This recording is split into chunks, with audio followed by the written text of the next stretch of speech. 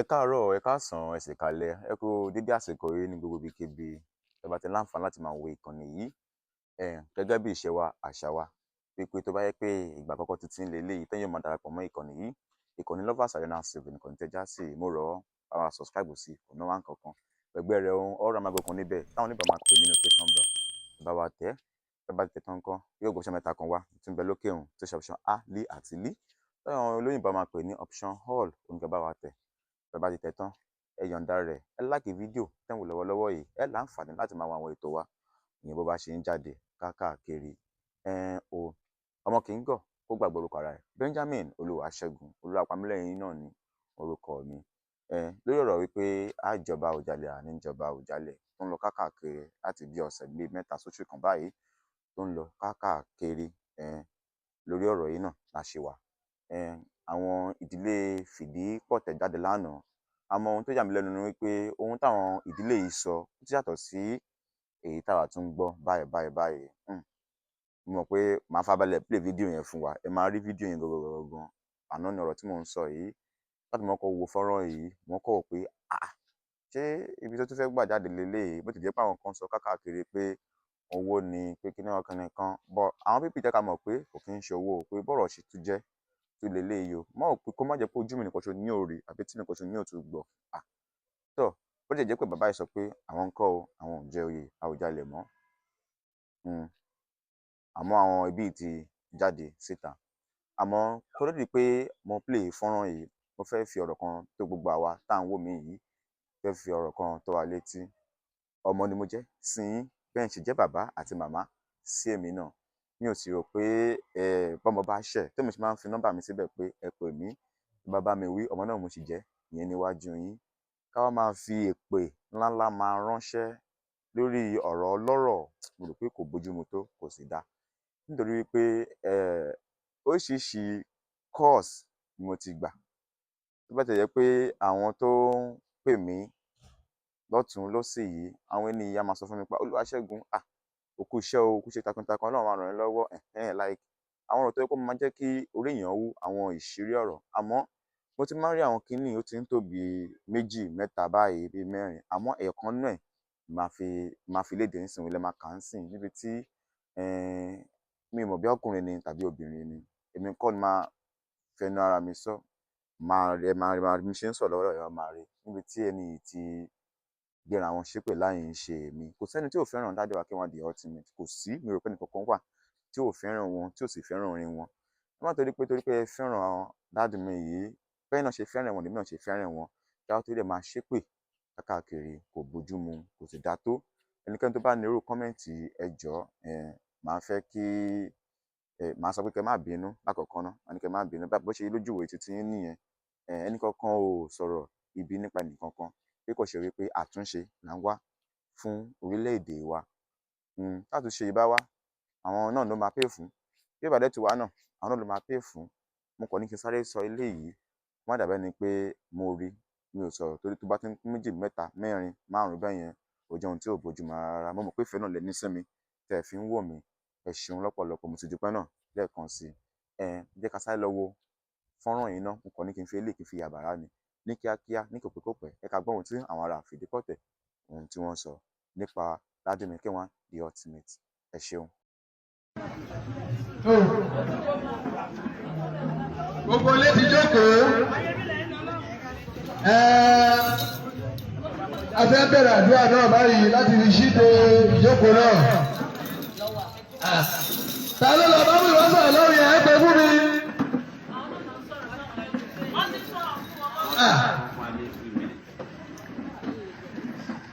Wọ́n ṣọ́ra o, iṣẹ́ òṣìṣẹ́ bàbá kú oníbẹ̀ ní kíákíá o. A ti fi ṣọ́ọ̀ṣì lẹ̀ sí post office. A ti fi mọ́ṣáláṣí lẹ̀ sáàrin ìdẹ̀wọ̀n. Ilé ìṣàkó wà lẹ́yìn mọ́ṣáláṣí o. Pèsè ìgbésẹ̀ ìṣẹ̀fẹ́ lágbóolé, ẹ̀mọ́ ti ká fújà pẹ́ta o.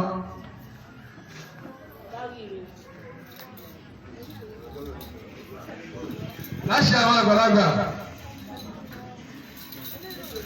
Bóyá alágbó ló máa ṣàdúrà fún wa. Bóyá aláṣẹ ló máa ṣàdúrà fún wa. Kábíyèsí aláyélúwà tàbí kí n gbé máìkì lé lọ́wọ́.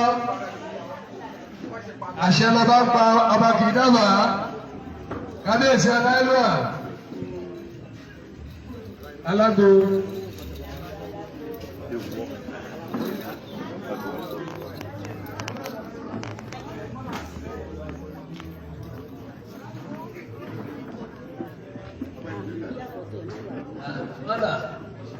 Smaller, fún ẹ sọ̀rọ̀ fún ẹ̀rí lọ. Ó wá sọ̀rọ̀ tàbí mórí ni. Sẹ́yìn lẹ rí àbẹ́mi. Ìdálẹ́gbẹ̀ẹ́ bàbá orí ènìyàn. Báwa sọ. Ẹ bá mi ṣẹlẹ̀ sí o. Wọ́n kí dédé ọmọọba pátá o. Ìbá kọjá o, ìbá ṣẹ̀dá nínú. Ìbá lọ́kùnrin ìbọ̀bìnrin ẹ̀wọ̀n tó ọmọdé ìbàgbàlagbà o. Egungun lé òrìṣà ọjà ìbárin ní ìníwáyò rẹ̀. Ìbárin rí dákàrádá ìbáwọn retí ẹ̀kára tẹ̀ wáyò rẹ̀. Nígbà àwọn aláyé alárè ti papòdà. Ìbá titi rẹ níbẹ̀ o. Ìbárin rẹ̀ má wà lórí àpèrè náà ìbá titi rẹ níbẹ̀ o. Ṣàpàlà ọ̀gá ìjòkúrò fún ṣìkàkú gbẹ̀mí òwúrò ìbárin níbẹ̀ o. Láyélúwà Adémi ọ̀fìn pọ̀tẹ̀ ìbárin nìní. Ọba Adéọ̀nà Fòsìgbòyè ìbárin nìní o. Ọba Àlíyé Ògúnnáìkè Adémọ́lú Kùdúwọ̀gà ìbárin nìní o. Dédé ọmọ Rétàrà ọba Adémúyẹwọ́ fìdípọ̀tẹ̀ jáde ìbàdìdì rẹ nìní. Ìbá wọn retún lọ bí wàá tún lọ níwájú náà ṣe ìbàdìdì rẹ o. Ọmọdé bá jùbọ̀ kẹ̀rẹ̀ sí ẹ̀ máa ro òkúta alẹ́. Ilẹ̀ ògbọ́n ní ọ̀tẹ̀ tí alẹ́nu má fọ̀hún oríra tí ń dára tí ń gbé má kọjú pẹ́ níbi ní kálukàlù. Ìdí mẹ́rin pè nínú nípàdé rà máa ṣe nínú rẹ̀ aláyélúwà onímọ̀pọ̀ fìmọ̀pọ̀ lórí ẹbí fìdípọ̀tẹ̀ ìbára nínú o.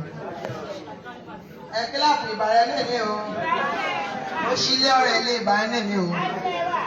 Ẹbí àwọn yẹ ní kẹ̀lé kọ́ máa dúró owó kọ́ máa dúró ọmọ kọ́ máa dòfò ojú rẹ ni o. Àṣẹ. Wọ́n jẹ́ kó bí màá nìyà ṣẹ́ ni. Àṣẹ àríwá. Rà máa ṣe nínú àṣẹ ọmọ tó kó máa rọ̀ o. Àṣẹ. Ọkàn ẹni kó máa balẹ̀ o. Àṣẹ. Á kẹ̀ máa fi iṣẹ́ àṣemọ́ o. Ọdún ń lọ rópin wọ́n yá ní fi ẹnì kọ̀ọ̀kan ni wọ́n ní fi kásẹ̀ ọdún òwe o. Ọdún ayọ̀rá máa ṣe o. Tó o. Bó ṣe rí ló máa rí èé, bó ṣe rí ló máa rí èyí lórí rẹ̀.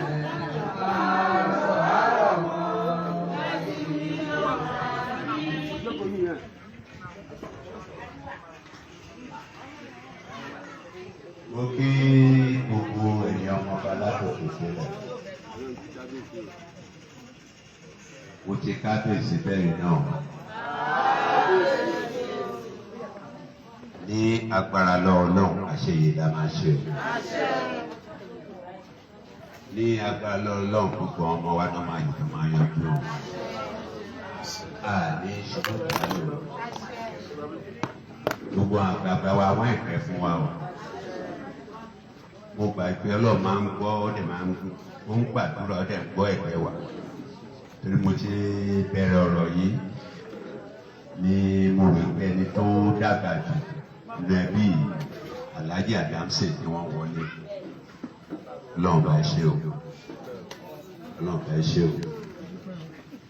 Ọlọ́run bá ẹ ṣé o. Bàbá àlàáfíà àdúgbò fún yín o. Ẹ sì tẹ́ fún wa o. Ẹ ti dàgbà rẹ̀. Kókó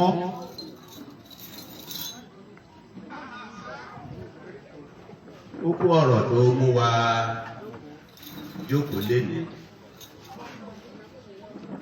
kò tí ì ju alẹ́ kẹta sí àná yìí náà là ń ronú wípé gbogbo ọ̀rọ̀ tó ń lọ nípa ọ̀rọ̀ ọmọ wa Alhaji Wasiu Ayinde ìpè kò ṣe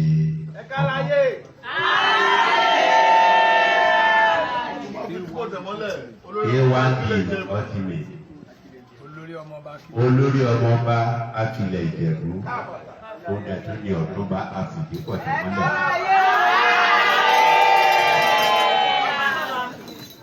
Tí a ń rí oríṣiríṣi lórí ẹ̀rọ àlùjára bóńkáyé àròpé kò tẹ́ wa lọ́rùn. A fẹ́ fi àsìkò sọ gbogbo àgbáńlá ayé wípé Alhaji Wasiu Ayinde Adésọyà Ọmọbọ́láhàn Marshal a ní fowó ṣe. Wípé ọmọ nílé wa ń bì ní ọmọ ọkọ ní kò ń ṣe ọmọ àlejò o. Tábàárí lára àwa ń bí tó ń wò wípé ẹ̀wọ̀n mọ bó ṣe jẹ́ bí ẹ̀jọ̀ mo fi ó ṣí ìdípọ̀tẹ̀ mo fi bẹ̀rẹ̀ wípé kẹ wá sílé kẹ wá ìjọba máa ṣe mítìnì kẹ wá sọ ìjẹba rí tó nípa ẹ̀ kí ẹ̀ka lè jọ gbé yẹ̀wò ṣùgbọ́n gbogbo àtàwà ńlé tàlè wà ń gbà ju àwọn àtàwà ń gbà yìí lọ àgbà yìí pé ọmọ nílé gbogbo orígun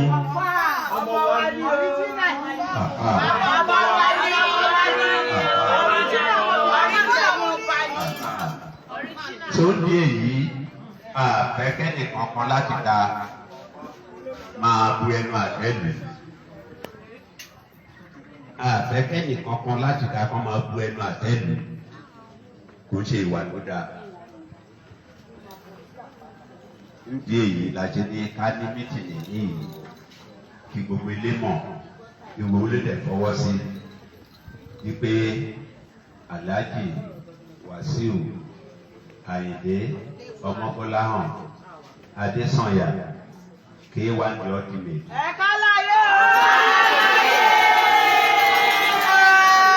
Wípé ọmọ ọkọ ní kò ń ṣọmọ àlékún léyìí o. Ẹ ṣe.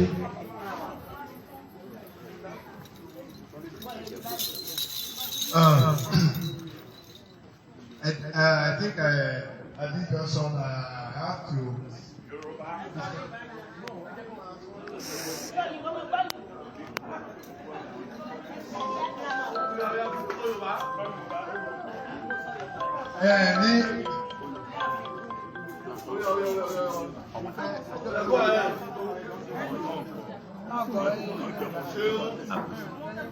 Well, I think at this junction I have to express myself in both Yoruba and English language. For those who do not understand, Yoruba, to be able to understand English language, because I believe this thing we are doing will go viral. And in as much as we have different languages in this country, and we want different people to understand what we are talking about, so we have to say whatever we want to say in English language. Most especially what our Olurebi has just said, we have to interpret it into other languages for many people to understand what we are saying. So at this junction, I want to give honor to the Olurebi and also the elders in council. Our Olurebi is the king of Imobeland, the Gbade Woluwan, and we have the Yeye here. We have the chairman on a seat. We have the Yeye here. We have the elders in council. We have Alashe Kiribote here. We have our elderly people here, and we have the youths. The youths, where are they? Up youth.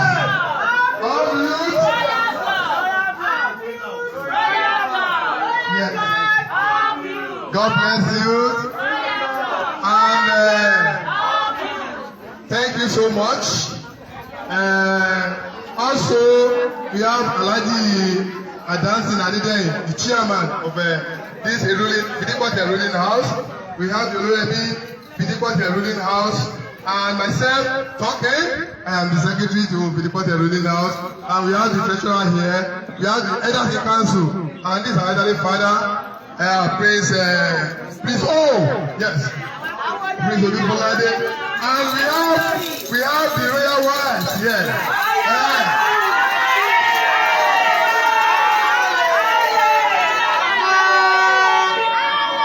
So we also have our elderly woman, Ekla, yes. We have Ekla here.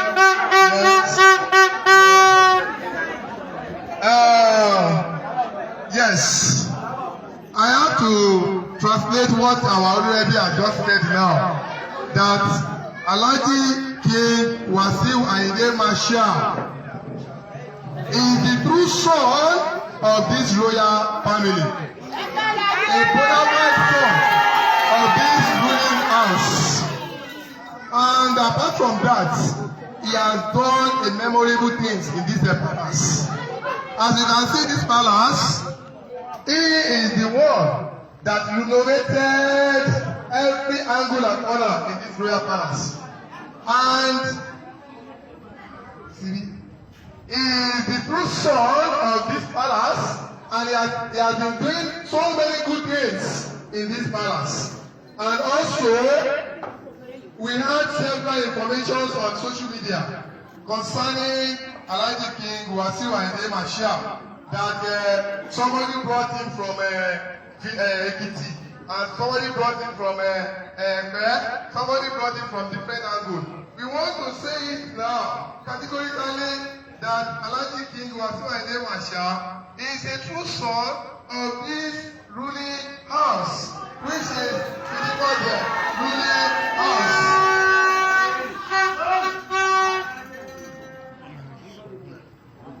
Don't worry. Once again, I want to repeat myself, because many people may not understand what I'm saying. I'm saying it categorically that contrary to the information on social media that Alhaji Wasiu Ayinde brought in from different places, we are saying it as the true, children, son, father in this royal blood, that Alhaji King Wasiu Ayinde Marshal is a true son of the soil. Is a true son of this ruling house. Is a true son of Philippa ruling house.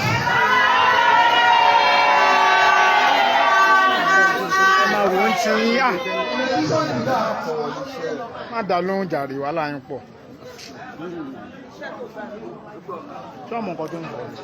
In addition to that, I want to use this medium to inform any member of this family that is not clear about the lineage of Alhaji Wasiu Ayinde Marshal. We want to tell the person to come to the royal meeting. We do have our meeting second Sunday every month. So he or she should come, and we'll be able to explain, give the person, we have a written document we can reference to. So we don't want any one of us to, bring out or to speak out or to give false information about our dearly son. Is that okay?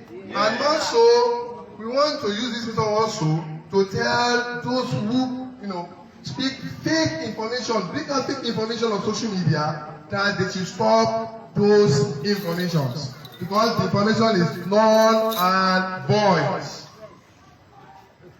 So now we want to stand on our two tentacles to confirm again that Alhaji King Wasiu Ayinde Omobolahan Adesanya Marshal is a true son of the nígbà ìbò kí gbogbo ilé o, ó dà ìjọ wọn ní kẹ́ni tó bá sọ ìbò ilé àjọ ìhàtúmọ̀ ẹ̀ gbogbo gẹ̀ẹ́sì àti sàtàrọ̀ òun la fẹ́ sọ ní èdè Yorùbá pàápàá jùlọ àti sọ Ìjẹ̀bú o, mo kú Jẹ̀bú o,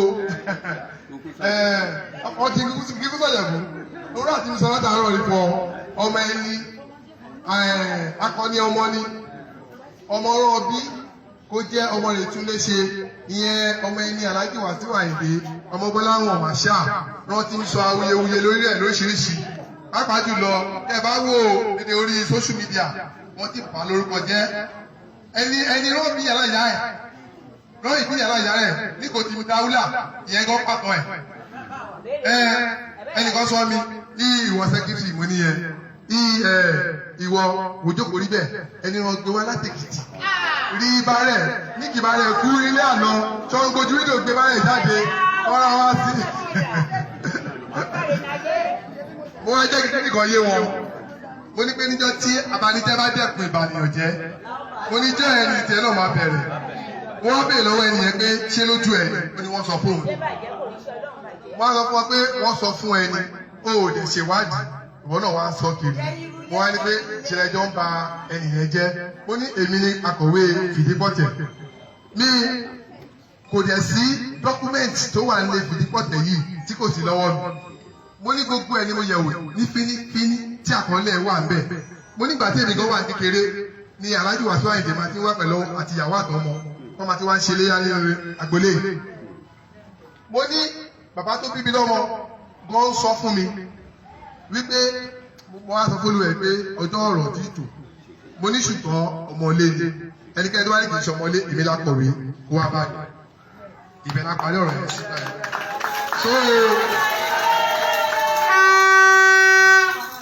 so ẹ jẹ́ kí gbogbo wa ẹ jẹ́ kí àjọ máa fi ohùn ṣọ̀kan ẹ má jẹ́ àdàlẹ̀ ara wa nítorí pé àwọn ọmọ náà wọ́n máa sọ̀rọ̀ kan wípé aláàjì yẹn kìnìkan ẹ má jà ṣe bẹ́ẹ̀ Alhaji Wasiu Ayinde níbikíbi tí wọ́n bá ti ń sọ̀rọ̀ wọn bàbá ti wà ń bẹ̀ ẹ jẹ́ ká máa fẹ́ra tó máa sọ fún ọ wípé ọmọlé ni wọ́n ọmọlé Fìdípọ̀tẹ̀ tó bí wọn ò pé wọ́n síbí o ọmọ tó bí lé Fìdípọ̀tẹ̀ ni wọ́n fi ṣe tó wá tó ń lé Fìdípọ̀tẹ̀ nítorí pé àwọn kọ́tẹ̀ fi ń gbé kíni kan wọ́n ní bàbá àfin nígbà ló mú ìyá wọn wá ló ṣe kíni kan wá gbogbo ẹ̀ irọ́ ni ọmọlé tó bí nínú ilé ni wọ́n ọmọ Adémúyẹwò Fìdípọ̀tẹ̀ òun ni Alhaji Wasiu Ayinde Màṣá ẹ ṣeun.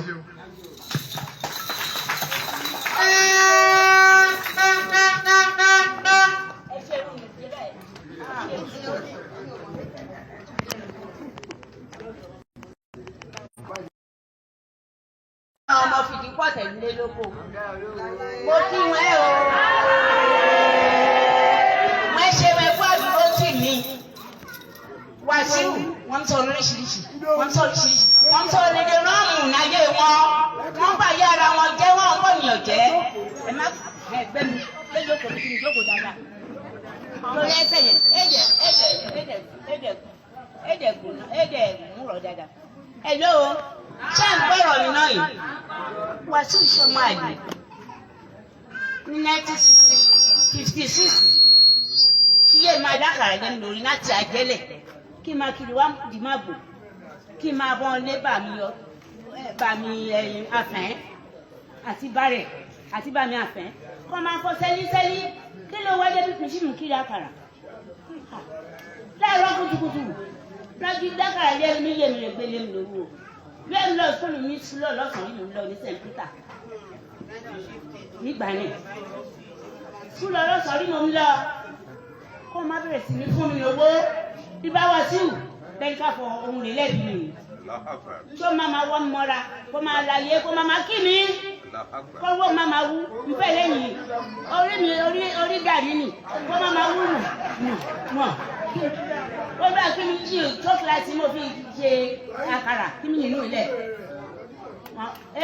kó bá dọ̀la lọ tètè lọ sùkúlù o má tún wà náà la tún wà bọ́ wọn tún máa mọ́wọ́ mi ìgbà náà ayé títì tọrọ róhùn wà kọ́ máa mú mi ṣùgbọ́n ní ìdẹ́ ìgbọ́dé ló ṣì ọ̀rọ̀ rọ́mùsọ̀ káàkiri ayéwé ṣéwé dá àwọn bàájẹ́ ọmọ alẹ́rí sí Ọlọ́run bàjẹ́ tí ẹ bá bà wá jẹ àgbọ̀nà mi yọ ìbàjẹ́ òran wọn ṣe o ìbàjẹ́ gbẹjọ́ òran kan ṣe wẹ̀lá mo ń gbọ́ túbọ̀ fún fèrè yẹn.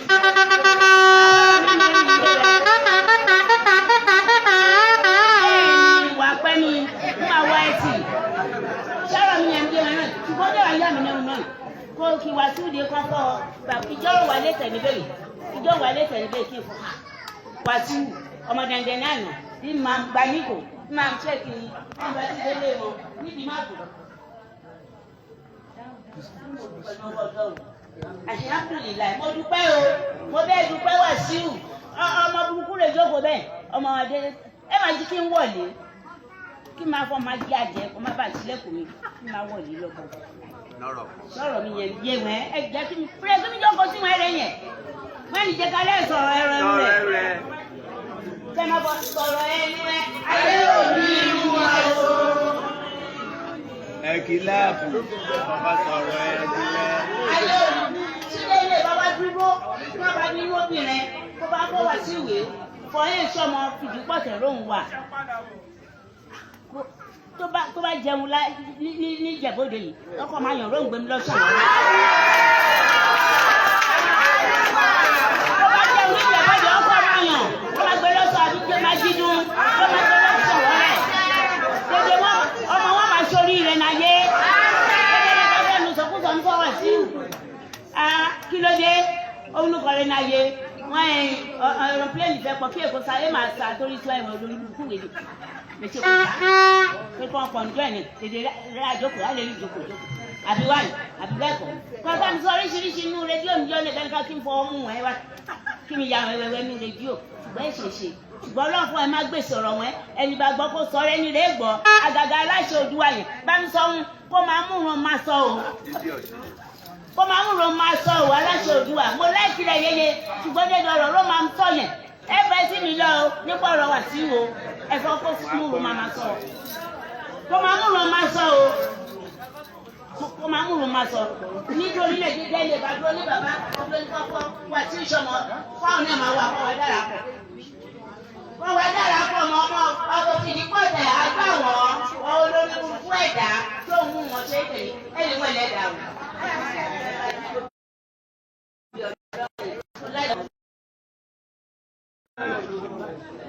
Ìjókòó wa náà lórí gbogbo awuyewuye tó ń lọ lórí social media náà ni a fẹ́ bá ọ̀pọ̀ jáwùrà nítorí pé gbogbo tí oníkálukú sọ pátápátá òun náà là ń gbọ́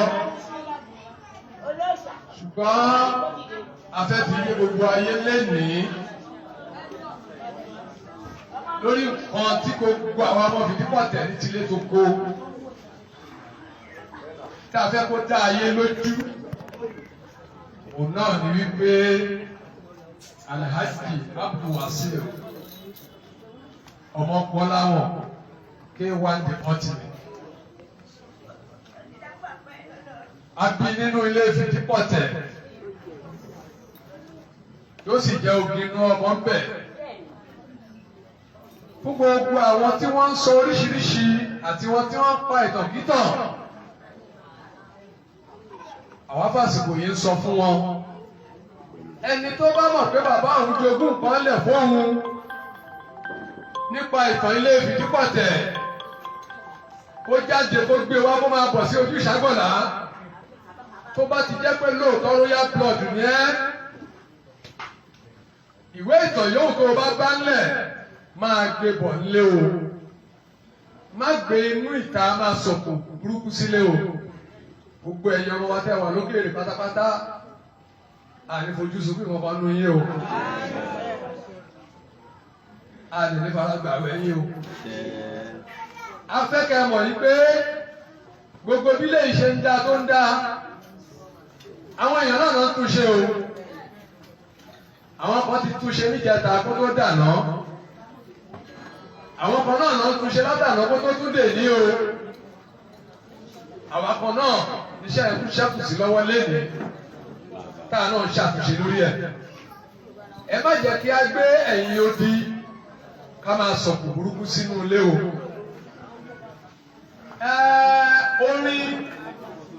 Orin ó kó nǹkan tó pọ̀ sínú o ṣùgbọ́n ká lọ mọ̀ ní pé ẹni tó bá ti ṣe dáadáa yóò padà rí dáadáa o.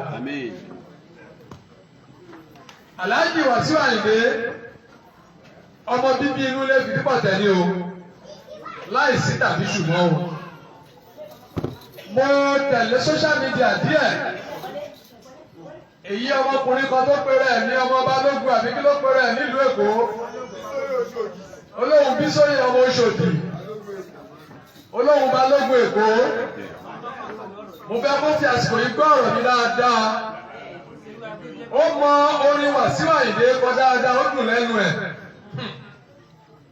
bó lè ṣe dùn lẹ́nu ẹ̀ yẹn náà jẹ́ kó máa dùn lọ bẹ́ẹ̀ ṣùgbọ́n wọ́n tàbùkù fẹ́ni tọ́lọ́ ń gbéga o ẹni tí Ọlọ́run bá gbéga fúnra ara ẹ̀ ohun Ọlọ́run ló ṣe bẹ́ẹ̀ fún o tírú ẹ̀ bá wù ẹ́ wàá tọrọ ẹ̀ ní o tí oríire bá wù ẹ́ wàá tọrọ ẹ̀ ní o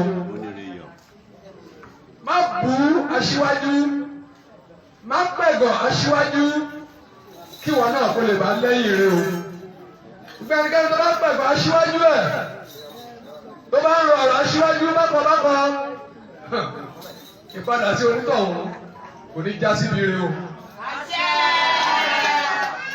Àṣepè fẹ́nikẹ́ni o ṣùgbọ́n ìwọ tó o bá ń ṣe blọ́gà wà á máa rí tìrẹ ṣe o. Iṣẹ́ tí wọ́n bá gbé fún ẹ ronú pé tí ẹ̀dá kan ò bá lè mú ẹ Ọlọ́run á mú ẹ o. Má bà tèèyàn jẹ́ o má sọ̀rọ̀ òdì sẹ́nikẹ́ni o nítorí pé nínú Bíbélì pàápàá ìwé mímọ́ ní pé ká wádìí ohun gbogbo dájú ká mọ ètò ń ṣe òdodo láti dìmú ṣinṣin gbogbo ẹ̀yin dá ń sọ oríṣiríṣi kò bá kù gbé ọ̀rọ̀ yìí ẹ kàn ń pẹ̀gàn lásán ni àjànàkú kọjá mo rí nǹkan tì rí irú ọmọ bíi Wàsíù Àyìndé bá yọ lágbolé yín gbogbo iná lè máa pọ́n lé ó yọ lágbolé wa inú wa sì dùn sí bàbá wa Síkírù Adétọ̀nà kábíyèsí aláyélúwà ọ̀gbágbá agbátẹ̀wọlé tí wọ́n tó ọmọ onídìrí àṣà ògùn ọ̀ṣà ògùn sámúnimúni àìtètè gbọ́ ológo ló ń jìyà tó bá gbó títí ó máa pa ìyálàyà ikú jẹ ni kí bàbá tó ronú kó tó sọ pé ọmọ Bọ́lá hàn oyè tọ́ sí ẹ ẹ rí i pé wọ́n ní ká tó fi hàn joyè láàrin ìlú wọ́n tẹ̀lé rere yàtọ̀ sí pé ká máa sọ pé àpótí ilé kí àpótí ilé kí rárá oyè tọ́ sí ó tó yè gbé ní bàbá wa Adétọ̀nà ni wọ́n ṣe gbé oyè fún kò dẹ̀ ní mú lágbára Ọlọ́run ṣé wá rí ìwọ ló mọ bó ṣe jẹ́ nílé ọba ìwọ ló mọ bó ṣe jẹ́ nílé ọba tó o bá fẹ́ mọ ìdílé ẹ àbó fẹ́ mọ ìdílé ọba kejì ẹ àbó fẹ́ mọ ìdílé ọba kẹta ẹ má bà ilé onílé jẹ́ o má bà ilé onílé jẹ́ o àwọn abẹ́sìkò yìí sọ fún yín gbogbo ẹ̀ ń tẹ́ àbá mọ̀ pé ọmọ Bọ́lá hàn ọmọ bíbí inú ilé fi pọ̀ tẹ̀lé o. Jésù. ó bẹ̀ níbi tí ọba tó ti ń bọ̀ láti jìbìjì kó tó ń kọ bàbá wa Adémúyẹwọ́ àfìdíkọ̀tẹ̀ mọ́lẹ̀. àwọn bàbá ẹ̀ wọ́n ti jọba síwájú tó o bá fẹ́ mọ̀ tán nípa tá à ń sọ yìí máa bọ̀ nílé ìwé ìtàn wà nílé báwọn bàbá ṣe ń ṣe ó wà nílẹ̀ tó ìwọ́n tó bá rí fáàtì ìwé yìí ló máa ń mọ nǹkan tó máa lè sọ àti ìwọ́n tó lọ ń ka ìtàn akíyí ẹ fẹ́ bí òkìkí wa náà ó túbọ̀ máa pọ̀ sí ni bàbá wa Àyìndé Barrister ó kọrin kan nígbà kan ó ní òkìkí tí mo ní yìí ò tó Èdùmàrè tani ìwà mi sí Èdùmàrè ọmọ Gbọ́láhàn òkìkí tó ní yìí ò tó Èdùmàrè tani ìwà mi sí Èdùmàrè Ọlọ́run ti wu ọlá orúkọ tó ń jẹ́ Abdulwasiu ni Ọlọ́run ọba lọba tó gbé àyè káàkiri ayé nkí bàbá àti ìyá ẹ̀ tí wọ́n ní nínú ẹ̀mí kí wọ́n tó sọ lórúkọ yìí ohun tó lágbára ni torí tó bá béèrè àkọsẹ̀jáyé ẹ̀ ọlọ́run fúnra ẹ̀ ló ń gbà láàyè ńgbà tọ́lọ́run bá ti wá ń gbàyàn láàyè kí lọ̀tá ìpínlẹ̀ ń ja pátá fún ẹ má bínú orí mọ́ ìwọ tó bá fẹ́ fọmọ tiẹ̀ náà ṣoríire gbàdúrà fún kóun náà lè gòkè kó lè jẹ́ nǹkan láyé nígbà tí ìta oṣù tó wà ní ìta oṣù àtijọ́ kó tó sọ ní new market níbi tí wọ́n bá ọgbà ọlọ́pàá sílẹ̀ ibẹ̀ ní ilé ajé wà níta oṣù ẹ̀ tó bá mọ̀ ta oṣù àtijọ́ ìtọ́jẹ́ mi ń pa ìyàwó ẹ̀fọ́ mi wà ń jókòó àwọn bàbá mi wà ń jókòó ó ní àwọn àbúrò mi tí mò ń mú lọ ta oṣù jọ́nà wọ́n wà ń jókòó mi báyìí àwọn obìnrin kan máa wá látọ̀nà ọ̀nà ẹgbẹ́ òkè yìí ìyá àbèjì ni wọ́n máa kọrin wọ́n bá rán wọn ta oṣù àwọn ọlọ́mọ àwòrán wọn káàkiri wọ́n ní ẹni bá wáre kó yọ̀ kó níre ṣẹ̀ṣẹ̀ yọ̀ gbogbo níre yọ̀ o ìyá àbèjì lórí kí gbogbo yín o ó sì kí gbogbo yín lọ kọ̀ọ̀kan. lásìkò yìí Wàsíù lọ́wọ́ ní ká kí gbogbo yín kò ń ṣe pé torí pé gbogbo àwọn oníṣọkíṣọ tí wọ́n ń sọ káàkiri Wàsíù pín owó fúnlé wọ́n lè dápọ̀ mọ́mọ́ wọ́n lè ṣe irọ́ pátápátá ni o irọ́ pátápátá ló ń jẹ́ bẹ́ẹ̀ kò fún èèyàn kankan lówó kan pé kó lè dàrú mọ́mọ́ pọ̀ nínú ilé o irọ́ ló ń jẹ́ bẹ́ẹ̀ o torí àwọn oníṣọkíṣọ àgbẹ̀ káàkiri akọ̀dákẹ́ láti jọ ìlà láti má fèsì ni ṣùgbọ́n a ti ju bọ́ǹbù ọ̀rọ̀ síta báyìí ó ṣí ní iwájú ilé òṣì láwà yìí iwájú ilé òṣì fìdíbọ̀tẹ̀ láwà yìí fún ìwọ tó bá mọ̀ yìí pé ó dá ẹ lójú pẹ̀lú nǹkan tó ń sọ kò bá jẹ́ ọmọ ilé máa bọ̀ nílé kó wá wò ó bí gbogbo nǹkan ṣe ń lọ nílé àti bí nǹkan tí o bá jẹ́ pé ọmọkùnrin ni ẹ́ táwọn bàbá ẹ̀ tó ń gbà á lẹ̀ nítàn tó o bá lè jọ́ ọmọ obìnrin táwọn ìyá ẹ̀ tó ń gbà á lẹ̀ nítàn máa bọ̀ nílé kó wá sọ ọ́ àṣepè fẹ́nikẹ́ni àwọn ẹgbẹ́ láṣẹ fẹ́ ni o. ìwọ ọmọ bá lè jẹ́ pé láti ìdí kan láti ìlú kan ló gbé gbà ẹ́ pé mo máa bá tèèyàn jẹ́ mo máa sọ̀sọ́ kí sọ́pà èèyàn ẹ̀fí nísà òbé ó ní ẹ má bà wá jẹ́ o ẹni rẹ kì í bẹ́ ni rí jẹ́ ẹ má bà wá jẹ́ o ẹni rẹ kì í bẹ́ ni rí jẹ́. jẹ́jẹ́jẹ́ bá ti dẹ́kun àti bá ní jẹ́ ìjọ náà lọ́wọ́ bẹ̀rẹ̀ sí bá ti jẹ́ o ẹ dẹ́kun kẹ́yẹ́ bá ti Wàsíù jẹ́ o ẹ lè rí ti Wàsíù Àyìndé bàjẹ́ o ẹ má rò pé bóyá bí bàjẹ́ dẹ́.